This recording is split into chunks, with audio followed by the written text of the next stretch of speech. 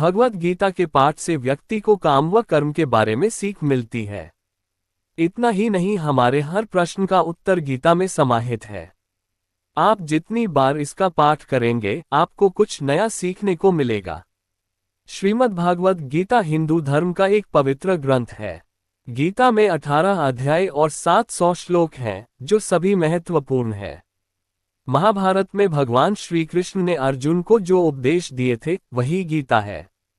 गीता में आत्मा, परमात्मा, भक्ति, कर्म, जीवन आदि का वृहद रूप से वर्णन किया गया है।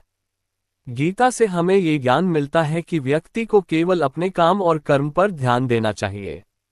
साथ ही कर्म करते समय इस बात का ध्यान रखना चाहिए कि हम जो भी कर्म कर रहे हैं, उसका फल भी हमें निश्चित ही प्राप्त होगा। गीता हमें बताती है कि जीवन क्या है और इसे कैसे जीना चाहिए, आत्मा और परमात्मा का मिलन कैसे होते हैं, अच्छे और बुरे की समझ क्यों जरूरी है। इन सभी गूढ़ सवालों से जवाब हमें गीता से प्राप्त होते हैं। लेकिन सवाल यह है कि गीता का पूर्णतः ज्ञान कैसे प्राप्त किया जा सकता है और इसके लिए इसे कितनी बार पढ़ना चाहिए। गीता या फिर किसी भी पाठ से ज्ञान को प्राप्त करने के 4 स्तर होते हैं। 1. श्रवण या पठन ज्ञान। 2. मनन ज्ञान। 3. निदिध्यासन ज्ञान। 4. अनुभव ज्ञान। इन चारों स्तर से गुजरने के बाद ही किसी भी ज्ञान की पूर्णता होती है और इससे समुचित लाभ होता है। इसका अर्थ यह है कि आप पहले पढ़ते या सुनते हैं, इसके बाद पढ़े सुने ज्ञान के बारे में चिंतन व मनन करते हैं। यदि वह आपको ठीक और उपयोगी लगती है, तब उसका अभ्यास कर उसे अपने जीवन में उतारते हैं और आखिर में उस ज्ञान का प्रतिफल आपको मिलता है। किसी भी ज्ञान को आप पढ़कर या सुनकर छोड़ देंगे, उसे अपनाएंगे नहीं तो उसका फल कैसे मिलेगा। यही बात गीता पर भी लागू होती है। जब हम गीता पढ़कर उसके उपदेशों को जीवन में उतारेंगे तो निश्चित ही सुपरिणाम सामने आएगा।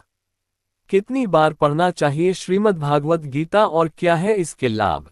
जब हम पहली बार गीता पढ़ते हैं तो इसे हम एक अंधे व्यक्ति के रूप में पढ़ते हैं। यानी हमें केवल इतना ही समझ पाते हैं कि कौन किसके पिता, कौन किसकी बहन और कौन किसका भाई है। पहली बार गीता पढ़ने पर इससे ज्यादा कुछ समझ में नहीं आता। जब हम दूसरी बार गीता पढ़ते हैं तो मन में कुछ सवाल जागृत होंगे कि ऐसा क्यों किया गया या वैसा क्यों हुआ। जब हम तीसरी बार गीता पढ़ेंगे तो इसके अर्थ को समझने लगेंगे। हालांकि हर व्यक्ति को इसका अर्थ अपने तरीके से ही समझ आएगा। जब चौथी बार हम गीता पढ़ेंगे तो हर एक पात्र से जुड़ी भावनाओं को समझ पाएंगे, जैसे अर्जुन के मन में या दुर्योधन के मन में क्या चल रहा है।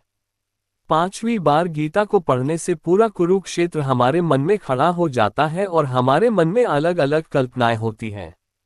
छठवीं बार गीता पढ़ने से हम भगवान को अपने सामने अनुभव करने लगते हैं और हमें ऐसा लगता है कि भगवान हमारे सामने ये सब बता रहे हैं। आठवीं बार गीता को पढ़ते से हमें ये परिणत एहसास हो जाता है कि कृष्ण कहीं बाहर नहीं बल्कि हमारे भीतर ही हैं और हम उनके भीतर। श्रीमद् भगवद गीता पाठ के नियम। भगवद गीता पढ़ने के लिए सुबह का समय सबसे उत्तम माना जाता है, क्योंकि इस समय मन, मस्तिष्क और वातावरण में शांति व सकारात्मकता होती है। गीता का पाठ हमेशा स्नान के बाद और शांत चित्त मन से ही करना चाहिए। पाठ करते समय बीच बीच में इधर उधर की बातें नहीं करनी चाहिए और न ही किसी कार्य के लिए बार बार उठना चाहिए। साफ सफाई वाले स्थान और जमीन पर आसन बिछाकर ही गीता का पाठ करना चाहिए। गीता के प्रत्येक अध्याय को शुरू करने से पहले और बाद भगवान श्री कृष्ण और गीता के चरण कमलों को स्पर्श करना चाहिए।